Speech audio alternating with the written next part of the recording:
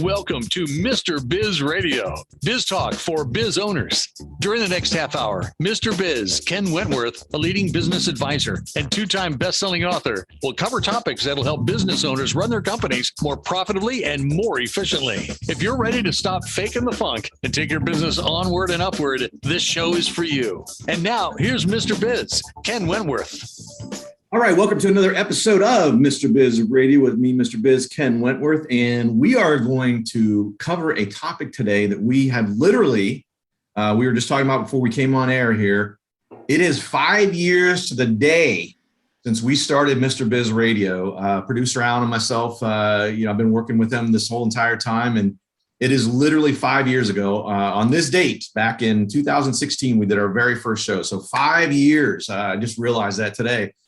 Pretty cool stuff. But so, and the point is, in 5 years, we've never talked about this. So first of all, we're going to talk about an entrepreneurial journey, of course, but we're going to talk about it specifically in regards to wine. Oh yeah, a little bit of vino talk. That's what we're going to do. So we have with us this week our guest. His name, you might not know his name, but his name is Addison Rex. However, he's otherwise known as Agent Crew. Reporting for duty. Yes, and he is the CEO of Wine Spies. So, Agent Crew, welcome to Mr. Biz Radio. Hey, how's it going? Thanks for having me on. Yeah, I've been looking forward to this. Like I said, we have to mix it up. I don't want to have just boring business topics all the time and things like that. We cover that too, but I want to talk about things that impact our community. Our community is, predominantly entrepreneurs, business owners. But how many people out there are wine drinkers in the there's a lot of them out there all throughout history, man.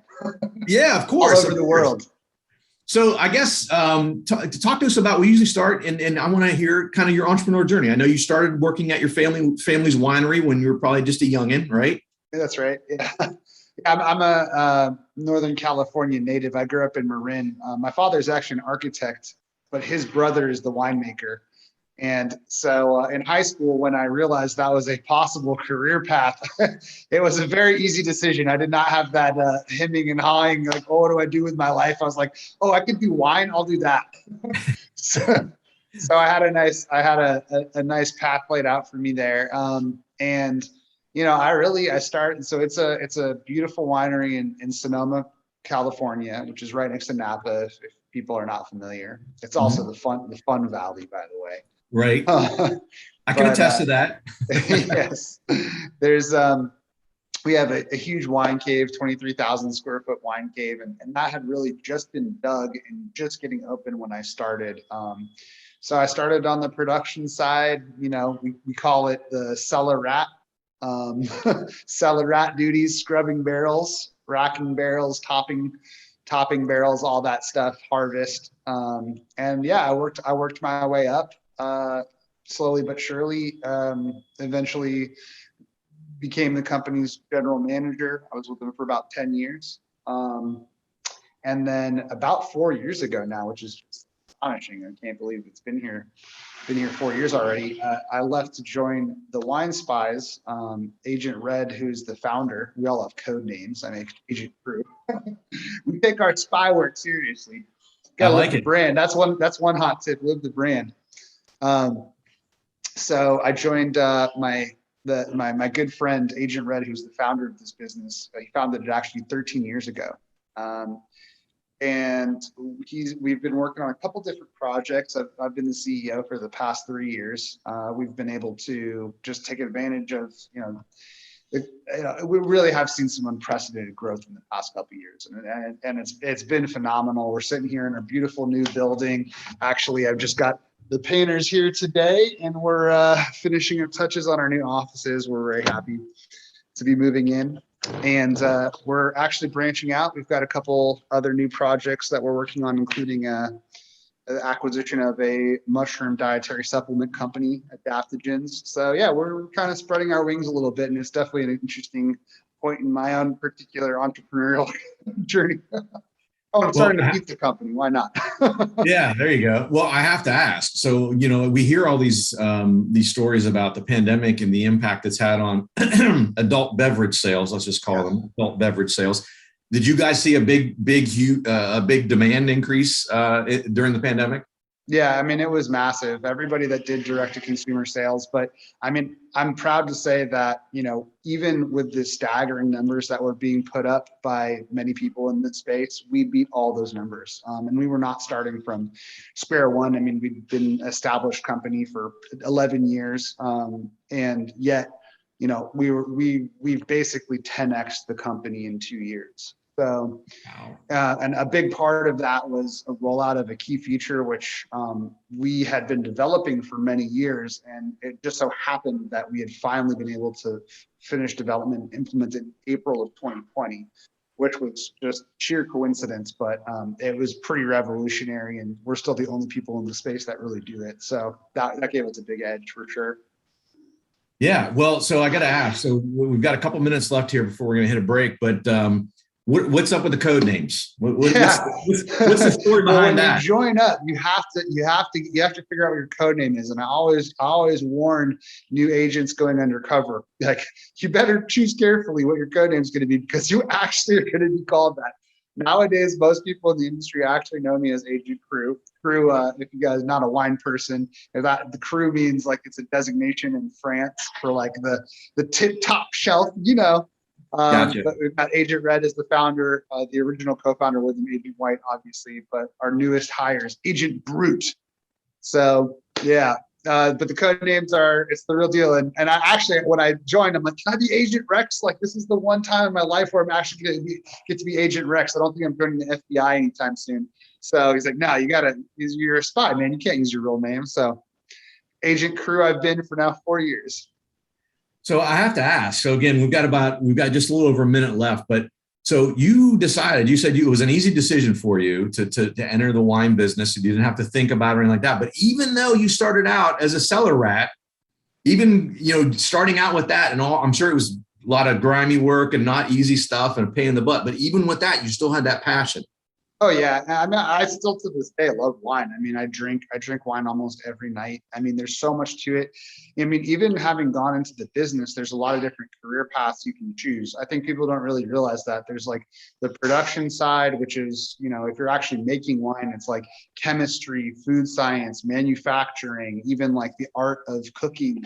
If you're on the viticulture side, growing grapes, it's farming, biology, soil science. Agriculture, farming. If you're on the business side, it's marketing in a highly competitive space of a highly regulated product that, with a lot of niche specialty considerations that other industries don't necessarily have.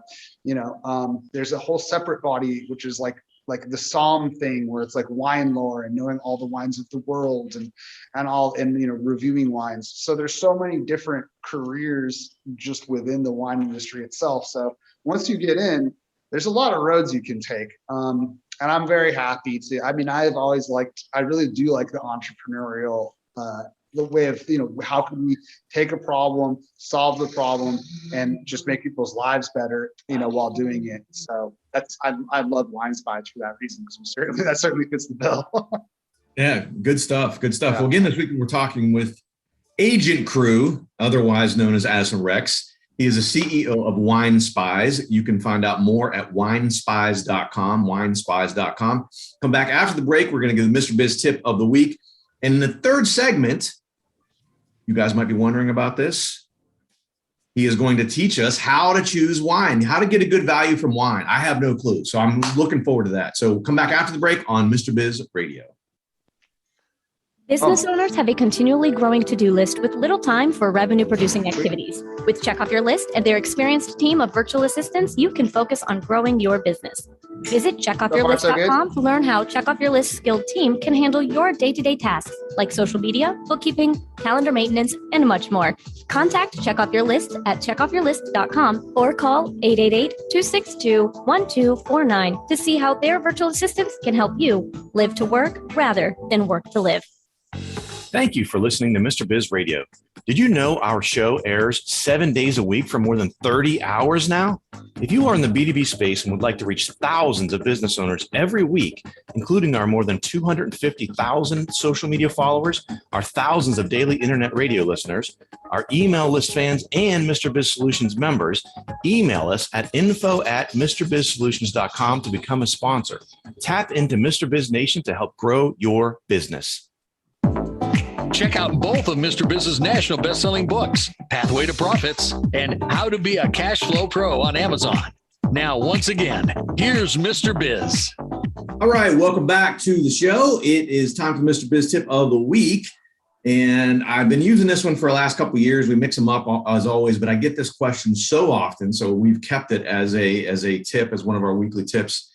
And that is, I get asked this all the time, no matter what the business, industry, niche, et cetera, how much money should I be spending on marketing? And the Mr. Biz official recommendation is you should be spending typically somewhere in 2 to 8% of your revenue. Now you can go above that up to about 15%, but usually what I suggest and recommend is that 9 to 15% range of your revenue is for short-term opportunities. Maybe you've got a new product launch, maybe you've opened a new location, maybe, some of your competitors have gone out of the market and you're trying to see some market share, things like that, short-term opportunities. But generally speaking, 2 to 8%. And the other part I'll say on the low side is even when things are really tight, try to stay at least at 2%. Because what happens is, think about this, if you're advertising on a regular basis and whatever avenues you are advertising in, if all of a sudden you cut it off and you say, oh my gosh, I got to cut expenses, things are getting tight, I got to cut them off. And let's say you were spending 5% and you go to zero. All of a sudden, especially if it's during an economic downturn, like maybe the pandemic, et cetera, people start to wonder like, well, did they go out of business? Because I don't see them advertising anymore. So you want to make sure, obviously, you don't have that problem, because then all of a sudden your pipeline dries up and you got a big problem. So that is the Mr. Biz tip of the week. So Agent Crew. So I saw one of your painters back there. You got them buzzing, man. You're working hard over there at Wine Spy's headquarters. Yeah, we've got about 3 different things going on right now. Actually, this whole building, I mean, it's a huge warehouse. We're doing a lot of exciting things. We're building a whole shop, media studio, a couple different sets so we can do some high-end production content. So, yeah, I mean, it's all happening. We've acquired this building in March, and we've been doing the renovations, and we're actually moving in later this week, and we're going to get out of the lobby where we've all been crammed in. So we're very excited about that. I like it. So you had mentioned, so what was the key for you guys last year? You said, in the last couple of years, you've 10x the business. Has there been anything that's been like a game changer for you? Has it just been the demand during the pandemic that helped? Was it a combination of several different things? So the main game changer was the rollout of a new feature called lockers. So with our business model, we sell one wine every day. So when you go to our site, you'll see one wine, and then tomorrow it's going to be a different wine, and it's always at a crazy price. I mean, really, like we have very deep discounts, and there's no there's no magic trick. There's nothing to it. I mean, we really do just have relationships with thousands of different suppliers, producers, distributors, importers, and we hunt for crazy good deals. And then the thing is, we only bring that deal to you for one day, which is how we're able to get away with that price point. But there's a few competitors in our space, and every single one of them, they have kind of like free shipping on 6 bottles. That's their model. Well, if you think about it, all right, let's say we have $100 wine, but we're bringing it to you today for 50% off, $50. Great deal. But if you have to buy 6 bottles of it, all right, that's $300 value proposition. I've never tasted this wine. How much do I really want to check this wine out? It's a pretty big ask.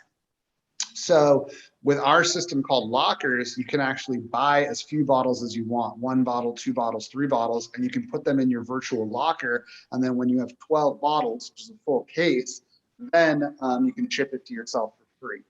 And it works out really nicely. People love it. So that was a big one. The other one was just investing in the team. So when I came on board, Agent Red had been successfully running the company, making a tidy profit for himself and keeping it at a pretty steady pace for a decade. And it was comfortable. I mean, he's done well for himself, and the company was self-sustaining. We had decided to embark on some growth, and we found a little bit of SBA capital, not much, but that was enough to make some key hires, including a marketer and including a wine buyer, a very knowledgeable wine buyer. And so we improved the quality. We did three things simultaneously: improved the quality of our offers. We got serious about our traditional marketing, which traditional these days is like Facebook ads.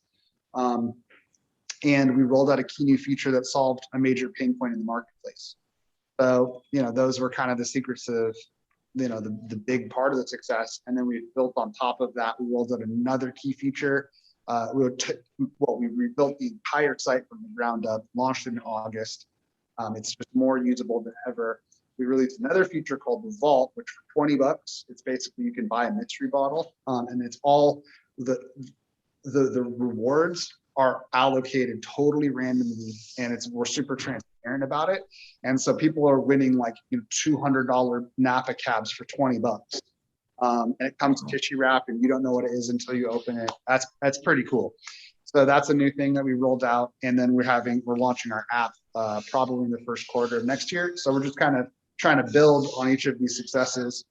And when you spoke about the percentage that you want to allocate to marketing, I mean, you're absolutely right. It can be a function of revenue, and then it's specific also to what your particular company's profit margins are, and then also how much you want to invest in growth. You should always have a rainy day fund, but if you want to see that top line grow, be prepared to spend what you have in terms of capex. So we've put a lot of money in marketing in the past couple of years. We actually put together like a very expensive high-end commercial, which you should check out. It's pretty fun. You get to meet the Agent Red as played by Jason Statham lookalike. Nice. But so then we kind of embarking on new marketing campaigns like that. Well, I got to tell you, I love the concept of lockers and vault, because one of my questions for you was going to be, obviously, one of the challenges in your industry is shipping. Yes. Not necessarily kind of a challenge pre-pandemic, but now, how have you guys been able? Obviously, lockers kind of get you around that to some extent, but I know a lot of my other clients as a fractional CFO are dealing with shipping issues and things like that. So how have you guys been impacted by that? Yeah, it's a huge pain point, especially for wine, because you have to be there to sign for your package. Right. So yeah, lockers is hugely helpful in that you can consolidate multiple wine orders together. I mean, heck, even if you were a person that did like to buy 6 bottles at a time, well, now you have 2 6-bottle orders combined into one package you have to be there for. But most of our people, most of our customers, who we call our operatives, by the way, keeping the spy branding going. Yeah. Most of our operatives, they buy 2 bottles at a time, 3 bottles at a time. So it's really convenient for them. Still, they got this wine package coming in. Right now where the industry is at, there's been a huge amount of consolidation. Pretty much every single person or company that sells wine, they use a third-party fulfillment center that's specific for wine. Even the big, really, really big names that you would know, they don't even bother fulfilling their own wine these days. Part of the reason for that is because these massive fulfillment companies have one UPS account. So there are economies of scale and savings there. It's still cheaper for you to do it through them, than were you to do it yourself, pay the UPS and the labor and the warehousing, et cetera. So the problem is that, there's a degree of separation where you're relying on another company to just, do that not only the delivery, but they actually physically pick the wine. So for example, there's been a lot of seasonal workers hired recently as usual, and they're actually picking and packing the wines on our behalf. People have to pay us $9, which is our cost, to put an ice pack in the chipper. People, the packer who's a new seasonal untrained person doesn't put the ice pack in. Our customer's like, I paid $9 for this ice pack. Where's my ice pack? And we're like, we're so sorry. Yet we had no control over that. So that's a big challenge, and fortunately, we're at the size where we actually have some clout with the fulfillment center, and it matters when we're unhappy.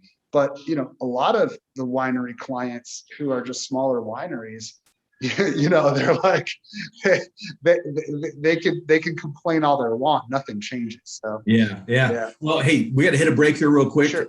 Agent Crew, we're going to hit a couple and then we're going to come back and he's going to teach us how to best choose a good wine on Mr. Biz Radio. Good. Are you ready to automate your business? Automation is the key to scaling a business and building wealth. It's also one of the most difficult things for a small business owner to do on their own. If you're looking for help with automation, Pulse Technology CRM can help. We have an exclusive offer for Mr. Biz Nation. We will build everything for free, even if it's a sophisticated funnel. Visit thepulsespot.com/Mr. Biz for this exclusive offer. If you find listening to Mr. Biz Radio is helpful, imagine having live access to not only Mr. Biz, but also 5 other trusted business experts. It's true. You can have live access to your very own CFO, plus a business attorney, a website and digital marketing expert, a sales and growth guru, a financing professional, and a customer experience master. Visit MrBizSolutions.com to learn more. Join Mr. Biz Nation at MrBizSolutions.com.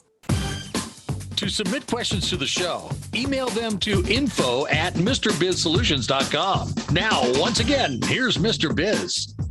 All right, welcome back to Mr. Biz Radio. And again, this week we've been talking with Agent Crew, CEO of WineSpies.com, and he's told us some innovative concepts that they have implemented at WineSpies, especially not only because of the pandemic, but, it sounds like some of it was almost coincidental. You guys had some of these things in the works and then it ended up working out and timing was very symbiotic.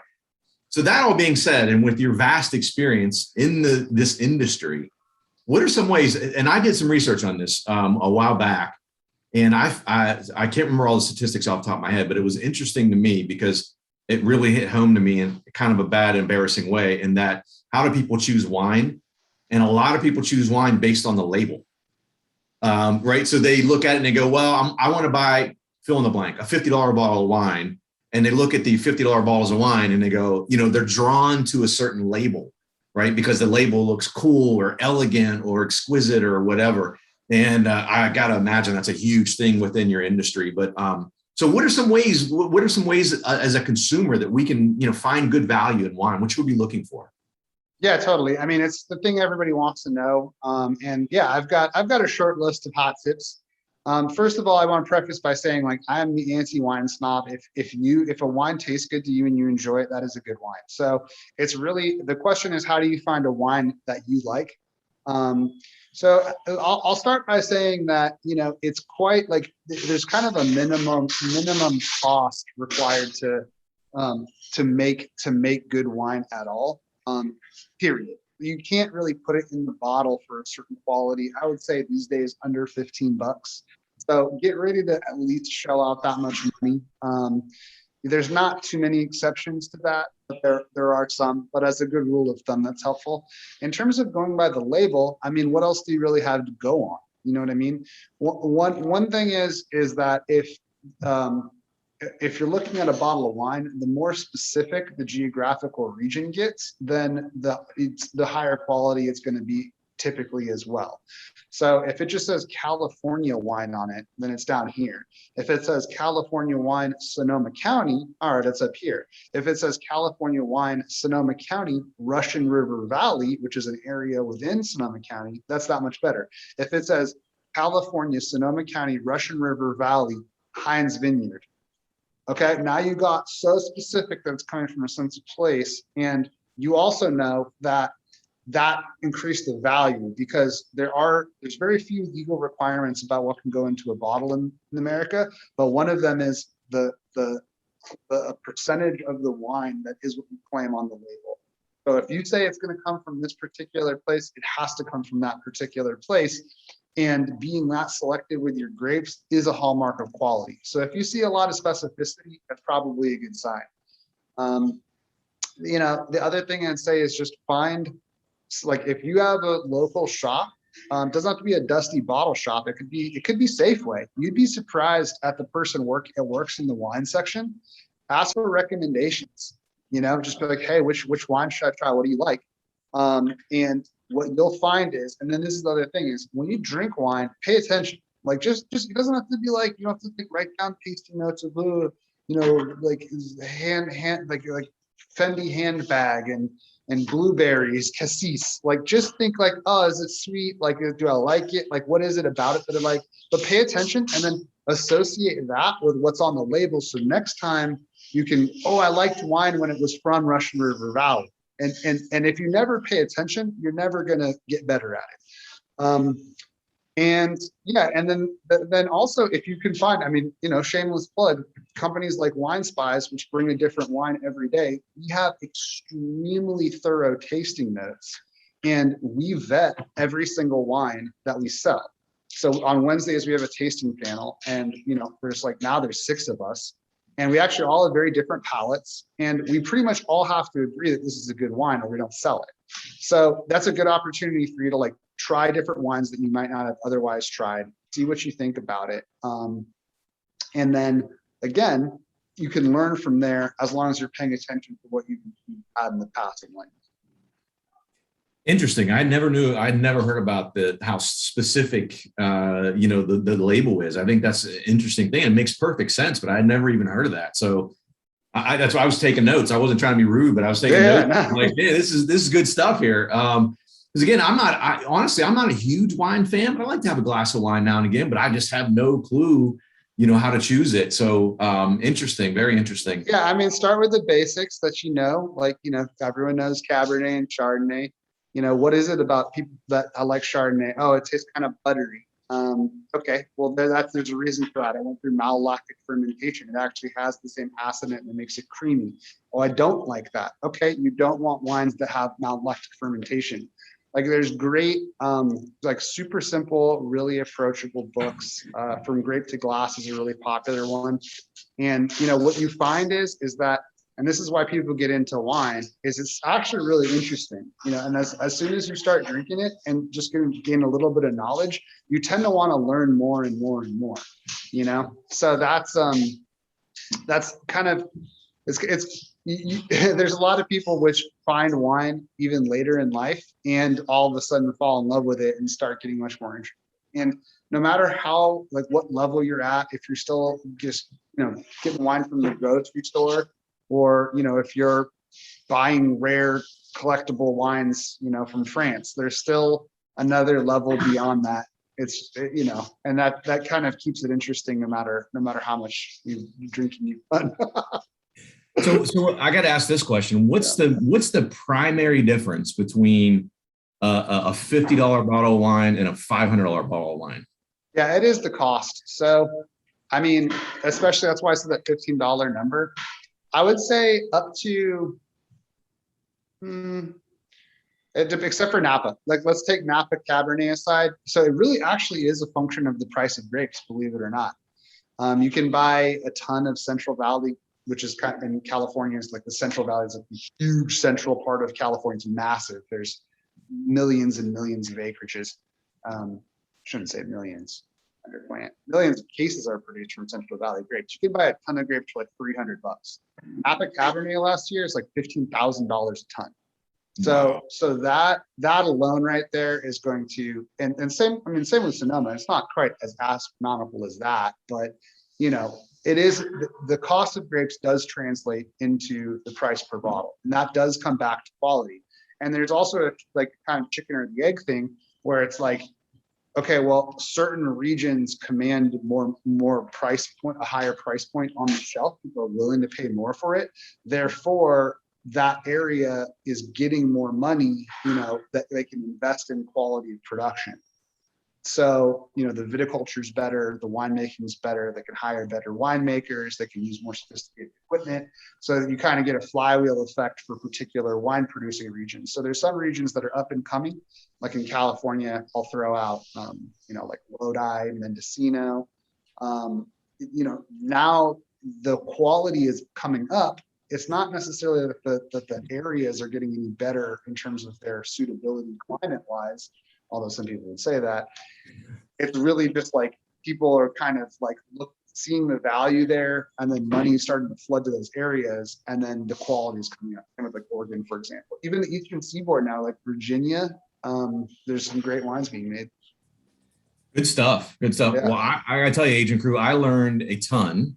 Awesome. Super good. I really, really appreciate you coming on. We're out of time, but I really appreciate you coming on. Go out to winespies.com. That's winespies.com. Tell them Agent Crew sent you. Boom. I appreciate you coming on the show. We'll see you over there. Thanks so much for having me, man. This has been great. Yeah, absolutely. Well, guys, thanks for listening. As always, have a great week. And don't forget, cash flow is king.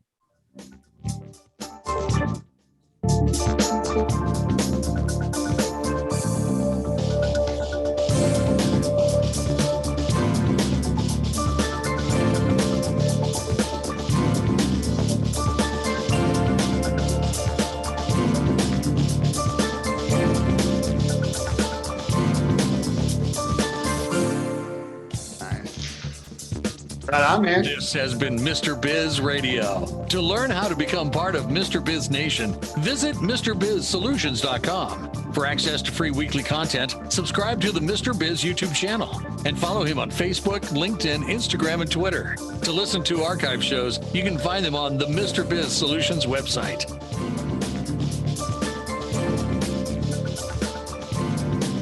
Yeah, this has been great.